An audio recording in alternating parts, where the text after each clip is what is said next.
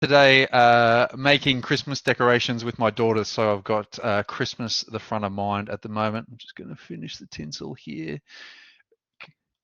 Well, then she wanted to sell them on eBay, so we kind of took a hard commercial turn at one point. Now I'm going to have to open up a fake eBay account to buy them off her as a rogue person. So that exercise probably just cost me $20, but you live, you learn, I guess.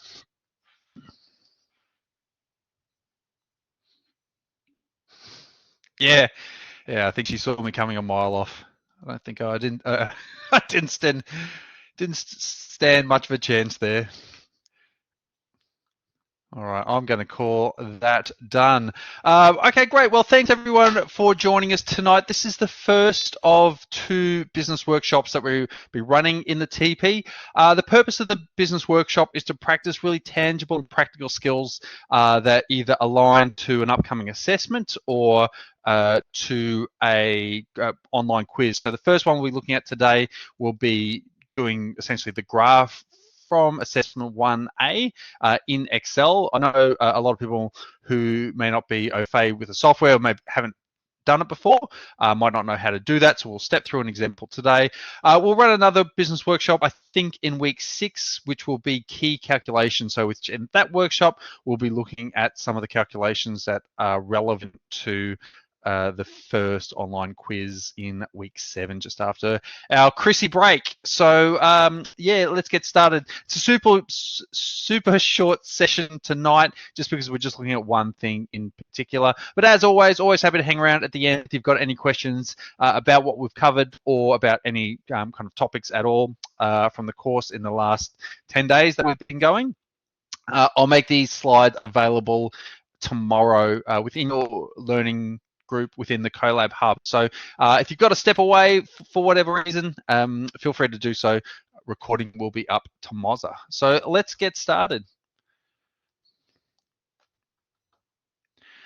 So acknowledgement of country, we acknowledge and respect the traditional owners of lands across Australia, their elders, ancestry, culture and heritage, and we recognise the continued sovereignty of all Aboriginal and Torres Strait Islander nations. We respectfully recognise the diversity of country to which we're grateful to live and learn. So a quick overview of what we're going to be covering tonight. We'll just have a quick review of the fascinating world of graphs. So essentially, why as economists do we care about graphs? Why do we kind of bang on about them? And why do they come up in every second page of the textbook? We'll look at some of the key requirements of a graph. Sounds relatively straightforward, but there's a lot of easy marks that are lost for people who basically don't kind of put all the detail required into their graph when they submit them. So we'll look at some some of those common issues. Probably most importantly, I'm going to demonstrate how to do one in Excel. Massive disclaimer here: I'm not an Excel expert. This is just how I do it. There's probably 4 or 5 different ways. There's probably some more efficient ways also, but I'll just show you kind of how I do it and I practiced today, so I know it works. We'll do a quick spot the error exercise just to make sure we're all on the same page about what we're looking for in terms of graph. And as I mentioned, as always, just hang around at the end for any Q&A or anything that I may have missed in the session. Just me running the session tonight solo, so if you do hear a long pause, it's just me reading the chat box. Because I can't multitask. As always with all these sessions, really great opportunity to get real-time answers to any questions that you may have. So if you want to take over the mic, you're more than welcome to do so. If you just want to fire questions away in the chat box, you're welcome to do that as well. So whatever you're kind of most comfortable with. But really the key takeaway out of tonight's session, we want to be able to leave this session and then go to that assessment question and be really comfortable and confident about how to do it and what we're looking for in respects to that graph. So let's get started. Okay, I'm just going to turn the camera off now. It just kind of clears up the audio.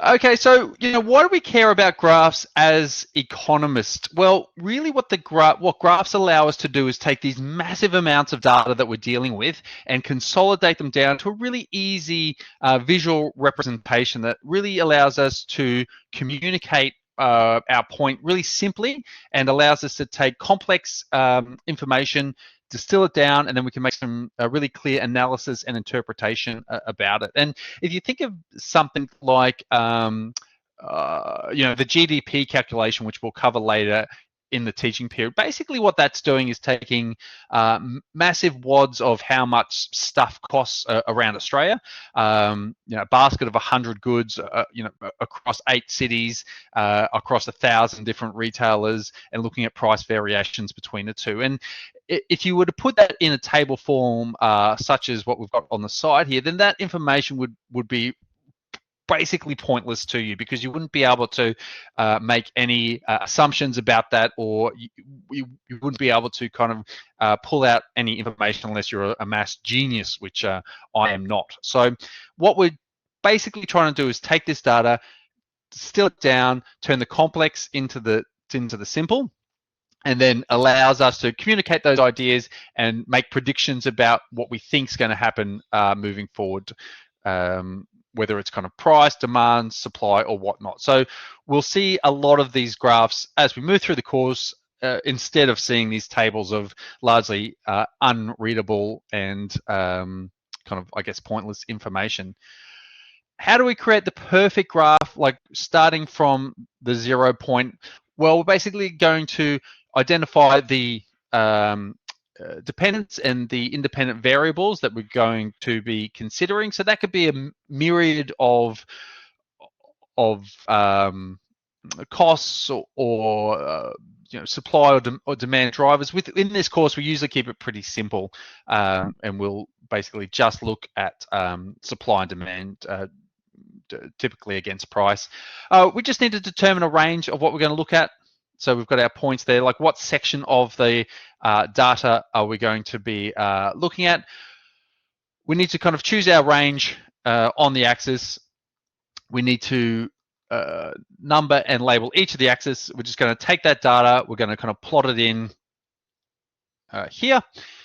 We'll add a line of best fit, which we can kind of see in this example here, and that we can really simplify and distill it down to this point here. So really, in a nutshell, taking complex information, plotting it along, putting a line of best fit, and that comes up with our really simple version that we've got on the side here. If we think about something like supply and demand, is it always this perfect line? No, it's not, because in the real world, it would essentially kind of come up here and then kind of back down here, kind of follow a trend line such as that self. But again, all we're trying to do is communicate complex data in its most simplest form. So we use kind of the straight lines to do that.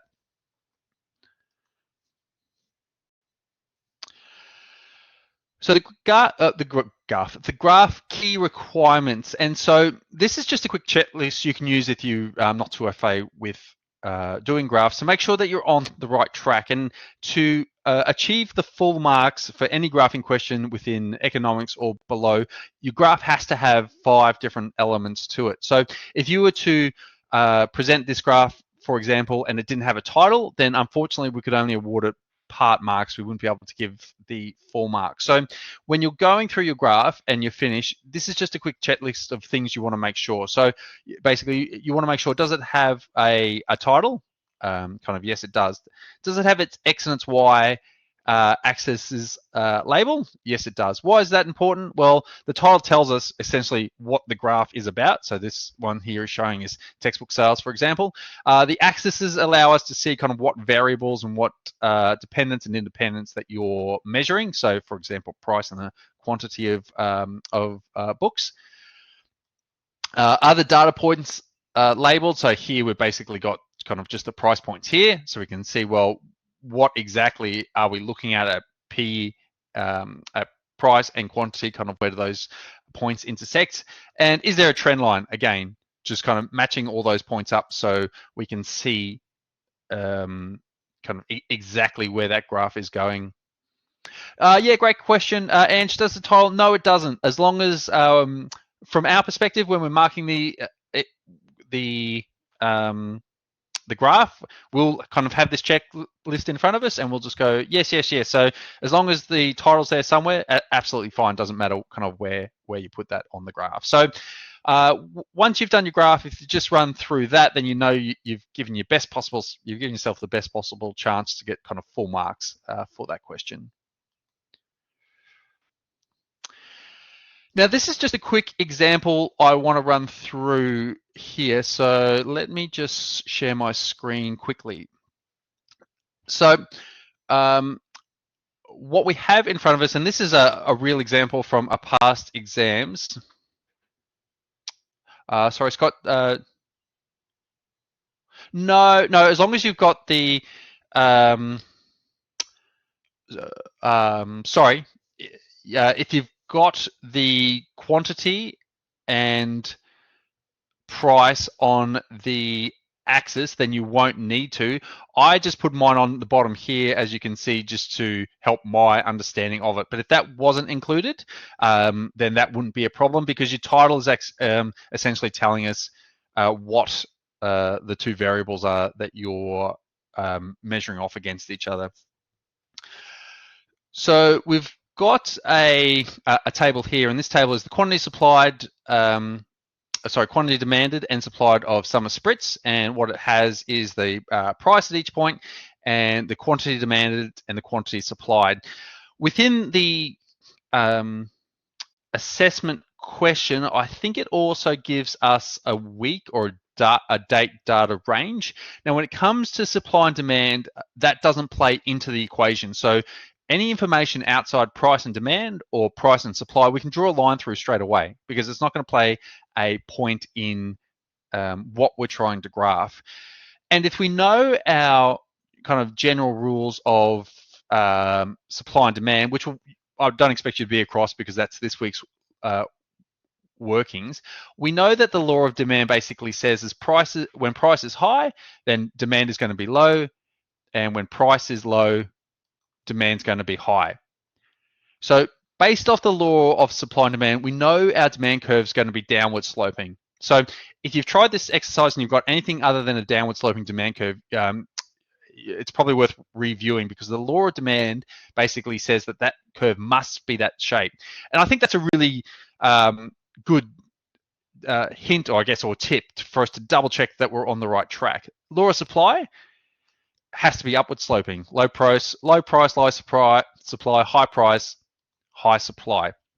So when you think about these questions, kind of step away from the hard data first and say, well, what are we looking at? Law of demand. So we know it's got to look like this, and we know the supply's got to look like that.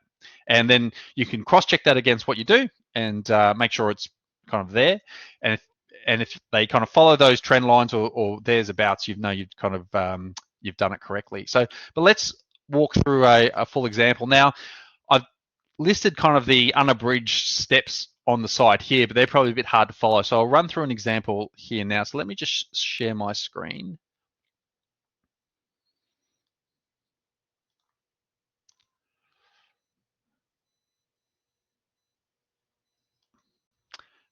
Just bear with me.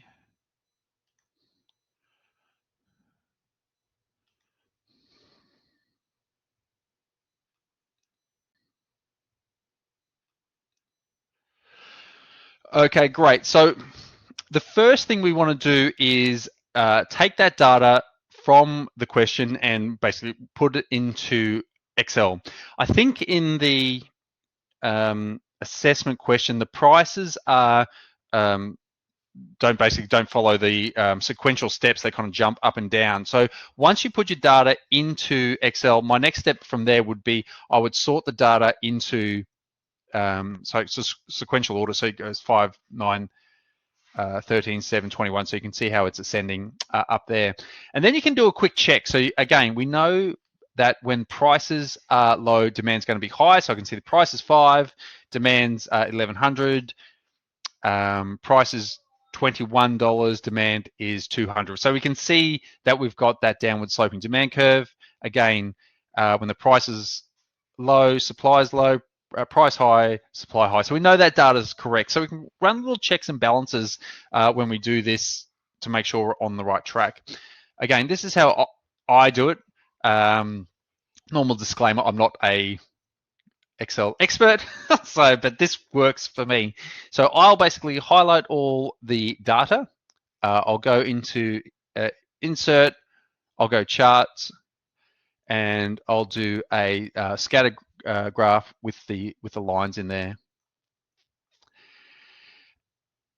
And that kind of brings us up a basic chart. I'll just delete this one off because that was me just making sure I knew how to do it.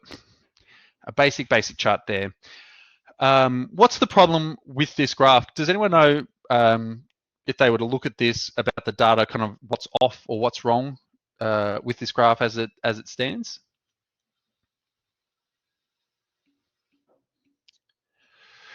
Yeah, perfect. So there's no title axis, no labels. The other thing is that the price and the quantity are on the wrong axes. So when we talk about, yeah, great, Lucas. So price and supply are the wrong way around. Spot on, Tom. So when we talk about supply and demand, and if we graph it, we always put price on the y-axis, and it comes down to where the price is seen as the independent variable versus the dependent variable, which is the change. Wouldn't it be nice? I don't know why it doesn't. There should be a function where you just go supply and demand graph and click it, and it will be fine. Yeah, I love YouTube, Tom. It's how I learned how to do it. So I'm right there with you. So we can see it's on the wrong axis. So what do we have to do? We've got to format that data to basically put it in the format which is correct. So if you were to submit this graph with the price down the bottom, unfortunately we couldn't give it the full mark. So let's have a look. No, Ange. So we've got to have the price on the y axis here. So let's have a look here. Yeah, I don't know about G sheets. I know it's kind of 90% the same, but there's little kind of things where it doesn't do. I think graphs is not fantastic at. So what am I going to do? I'm going to click into the graph itself, and I'm going to select the data. So by selecting the data, I can basically rework the graph to basically fit what I want. And what we can see here is we've got a graph that's reading quantity supplied and quantity demanded. So what I'm going to do, and this is the easiest way that I found, I'm just going to remove those two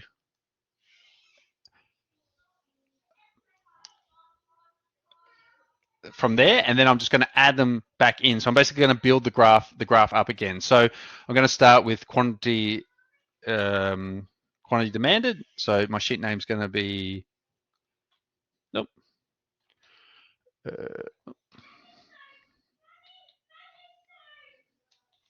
quantity demanded.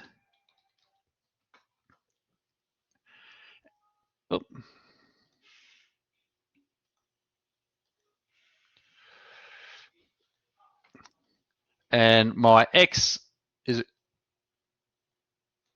going to be the demand, and that's going to be, oh, sorry, Lauren, can you hear me okay now? Sometimes when I'm thinking, I stop talking. So, okay, perfect. So you can see what I've done in this little top section here. So basically I've said my quantity demanded, across I want to know the actual quantity, and then could be me. Could just be the candor. And the y axis, which is the price. So I'm going to say okay to that. Oh, just got to click on that. Cool. Is that right? I know the law of demand. I know that's downward sloping. High price, low demand. Low price, high demand. That looks right to me. As I said, it doesn't have to be perfectly straight because it's just a graphical kind of representation, but it's giving me the correct curve. So I can't do supply. If I was just doing graph the demand curve, I would leave it at that. So I think the first question is, what's the demand? I can just pop those in and I'll leave it.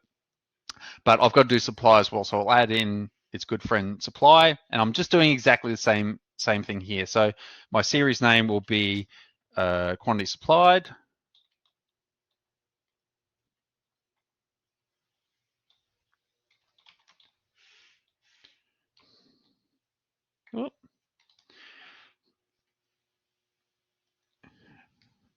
Across the X, I'm just going to plug in the quantity supplied. And my Y, again, is the same dependent variable there, which is price. Is it right? When the price is low, there's going to be a low amount of people supplying it into the market. When the price is high, there's going to be a lot of supply into the market. So I know that is correct. So that's basically my supply and demand graph done. I can check it against the law of demand, the law of supply to make sure it's correct. The only other thing I need to do now is just the kind of the 5 points. And to do that, I'll just go into my chart element page here. And what do I need? I need to know my axis. I need a title. I got my variables there, so I'll just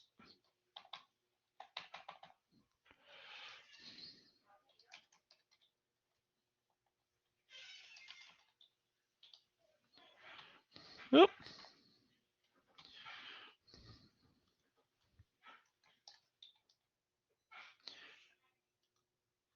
Price,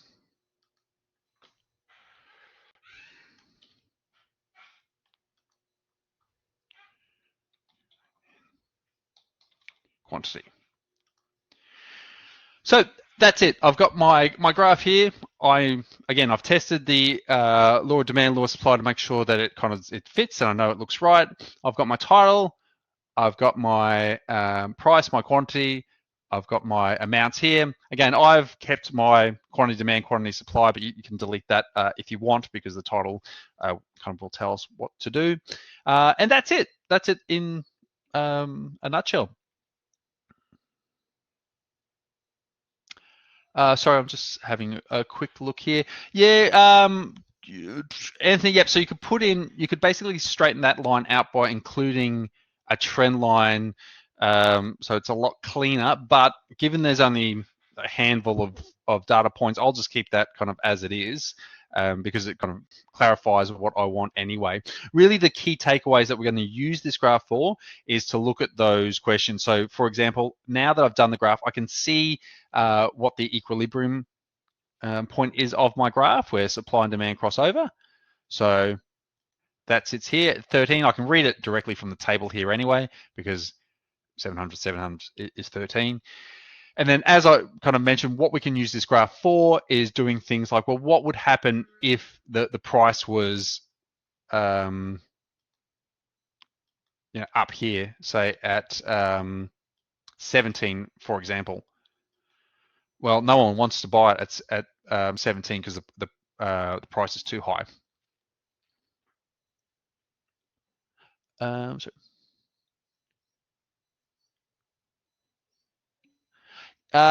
yeah, Anthony, the trend line is giving you issues. Just don't worry about it. Would be my simple advice. I'm not 100% sure to do it without playing around with it, but if it has the data points, it's going to be right anyway. So I probably wouldn't invest a great deal of time there.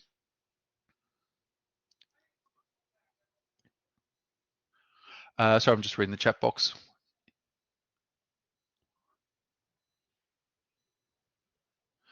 Doesn't really matter about the description. You could include it. I just include it because the graph automatically adds it. There's no kind of right answer there. As long as the title's correct, then the lines are going to tell us kind of what it is anyway.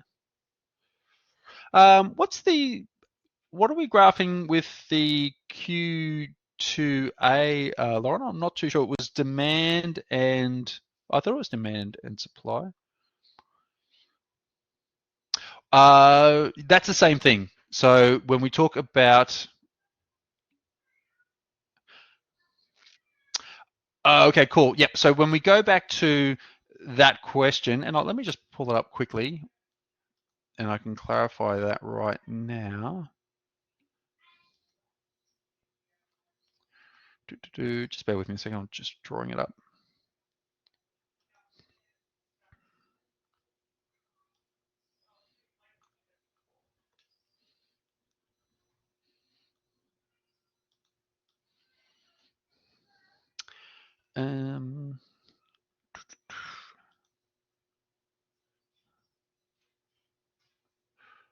Okay, perfect. So if we look at question 2A, 2B on assessment 1A, the question is basically asking us in the information provided, plot the data from the table to a graph. So basically what that's asking us for is simply the demand curve. So in that scenario, what we will do is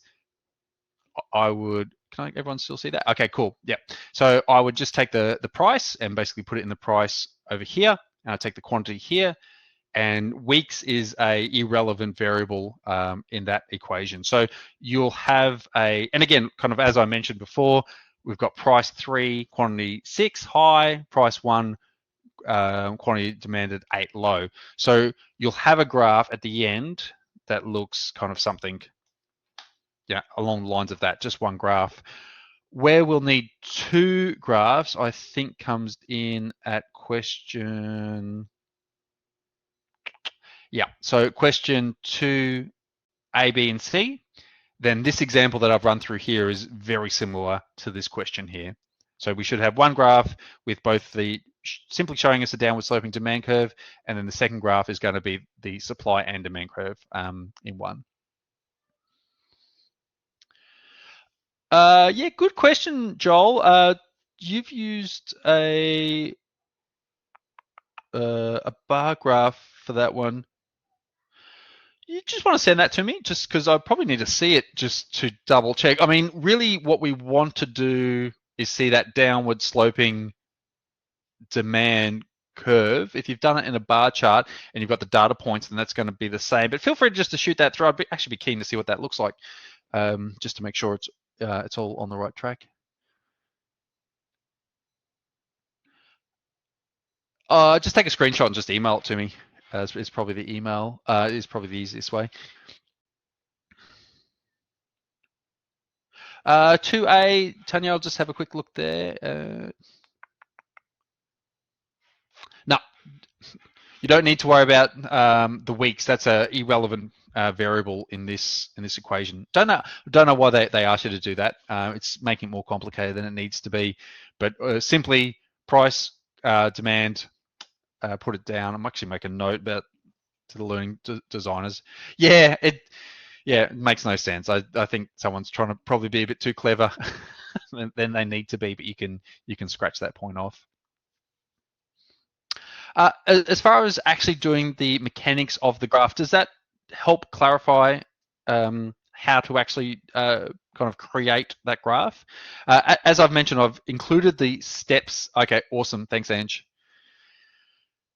Yeah, I mean, I couldn't do it when I first tried, and I think last time I tried this, it didn't work. So it takes it takes some times. No. So if yeah, good question, Lauren. So basically, all you can do is if you highlight all the data and go data sort, kind of up the top here, we're going to from smallest to largest and press OK. Well, it's already it's already sorted that way. So I'll do it in another example. I don't know if you need to, but I like to do it that way because then I can run those quick checks. But you can see here, if I go largest to smallest, it will take the other variables with it. And you can, again, run that check to say price, high, low, high, low, high, low. So, yeah. What I'll do is I will,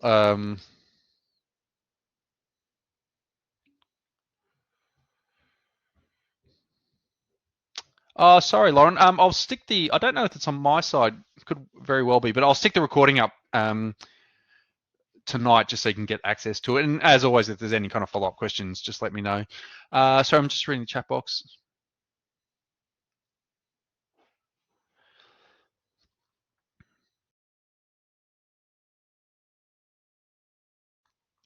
Yeah, Tom, easiest way is just take a screenshot of Excel, and then you can copy and paste it into Paint, and then basically just cut out the graph and paste it in. That's the easiest way versus kind of submitting a Excel doc and referring to the question. So just do it all in Word and just do screenshots. It's going to be the path of least resistance on that one.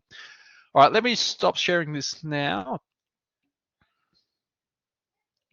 Yep, you can. Yeah, actually, that's a better way. Elif, you can just do a screenshot, just shot it straight in.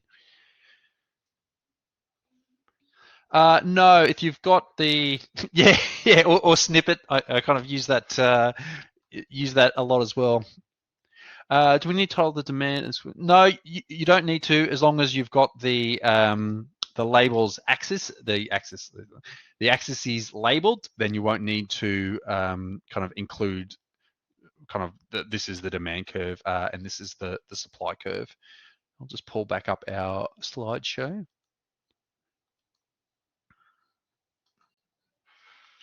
Okay, so just bear with me. It's reloading here. So as mentioned, I've got, these are the actual steps that I've gone through. So if you kind of put the data in the same kind of fields that I did in Excel and run those steps, then you'll generate the same graph. So what I would recommend, if you're not too FA, is just run it through with this as an example, and then just move through and update these variables to what's in the assessment, and you can use basically this same table for both. So just fill in the demand for that weird question that includes the week and the price, and then just change it to price and supply. Take a screenshot, copy and paste, and your Dunskies for that question. Very last slide, and then I'll let everyone enjoy the rest of their Monday evening. So we've got some quick, just some very quick questions here. These are some previous graphs that we've received that we weren't able to allocate full marks to. I was just seeing if anyone could tell me what the error is in this first graph on the side here. You guys are experts now. I don't even have to go through it. Yeah, 100%. So super, as I said, super common where people just hit the graph button and say, well, that was easy. Now to go eat a Snickers bar. No, you've got to just do that extra step. So it looks right, but on breakdown, it's wrong. Kind of the second one here. Can anyone? No, it's bang. You guys can help me mark exams if you like. 100%. So really disappointing when we see these answers, because you can see that they've done all the work. It's just one tiny step that's missed out, and unfortunately, it results in a lower mark than it should. Last graph. Yep. We're all graph experts. So well done. Yep. That's kind of no data. A lot of people think it looks clean and easy, but actually, again, what's it trying to do? Complex information into easy. That doesn't communicate it. We don't know kind of what your variables are or kind of what you're talking about there. Okay, great. As I mentioned, super quick session tonight, guys. Just wanted to go over that graph, make everyone feel really comfortable and confident. If you want to check you're on the right track, we can't give you direct feedback on an open assessment, but if you want to send through a screenshot and just say, does this look right? We can say, yeah, this kind of looks like you're on the right track here. So feel free to reach out to ELA. That's why we're here. We want to help so you get the best possible grade. So thanks for coming along tonight. Give it a crack. And again, if it doesn't work for you, let me know, and I'll post this recording up later tonight. Is there any other questions kind of while I'm here? I guess if there's anything else about the assessment or the course at large, kind of happy to hang around. All good? Excellent. Thanks, Chris. Thanks, Tom.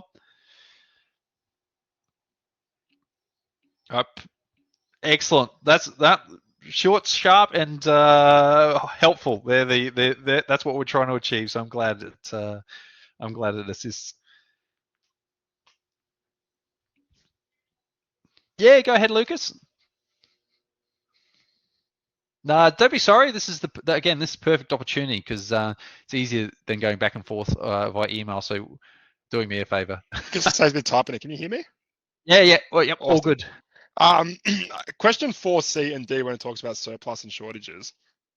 Do we need to relate back to the graph, or can just use the table as like our example? Like, I guess for example, for like the price, the $4 price range, there's obviously going to be a 500 unit surplus. Oh, sorry, shortage.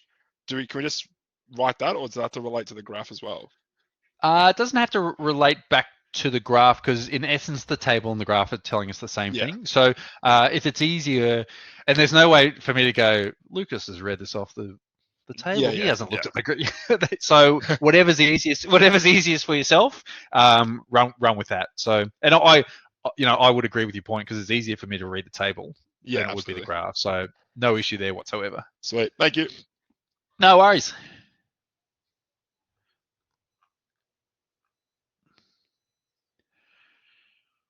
All right, guys, but there's no other questions. Taco Monday at our house, so I'm going to go and do that. I'll post this session up later tonight so I'm feeling enthusiastic. Otherwise, tomorrow morning, as always, please, if you do have any questions, reach out to your ELAs. They're kind of waiting to help in any way they can.